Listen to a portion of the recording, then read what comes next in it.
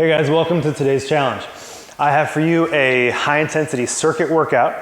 It's going to be based in some of our parkour techniques, and you'll be easily able to scale it to your current level of fitness. Now I'll first take you through the movements that we're going to use, and then a whole round as an example, and you can take it from there. All of today's movements are going to be ground based, so you don't need any equipment, you don't really need that much space either, and we can start to work some of those unique demands of parkour. Things like bearing weight on your hands and arms, things like coordinating your upper body and your lower body together and moving quadrupedally. Here are the movements we're going to be using, starting with classic mountain climbers. So on your hands and feet like this, you're bringing your knees forward, trying to drive them as far up and through your arms as you can while keeping your core and back nice and straight and tight, like so.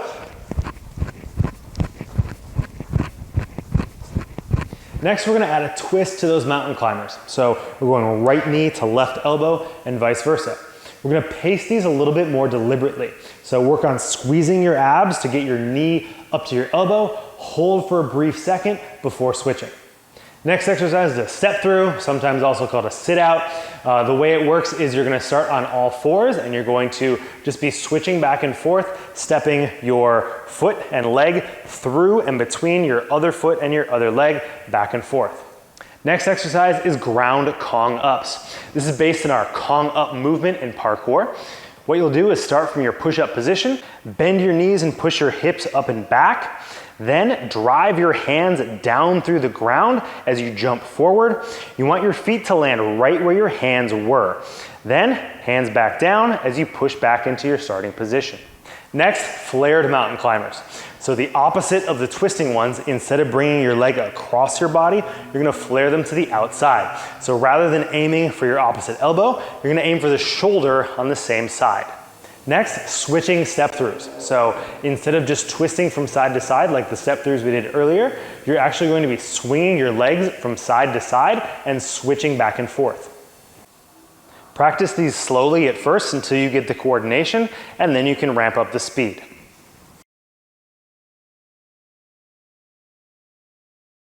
And finally, inverted mountain climbers. Start from an inverted plank position, and then you're driving your knees up and switching back and forth as you would for your normal mountain climbers.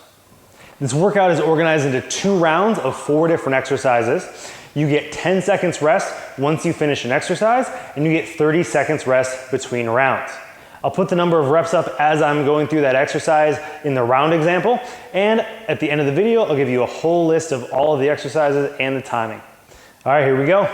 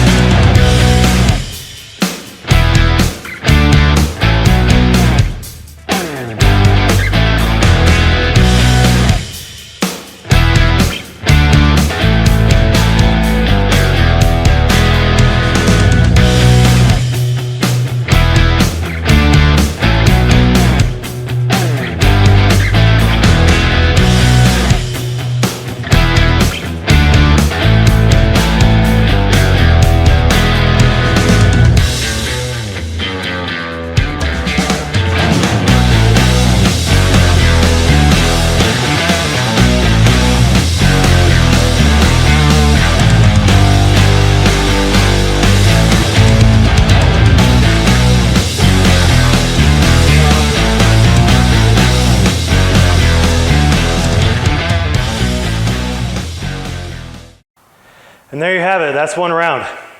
I recommend getting at least 3 rounds in with enough time in between to catch your breath.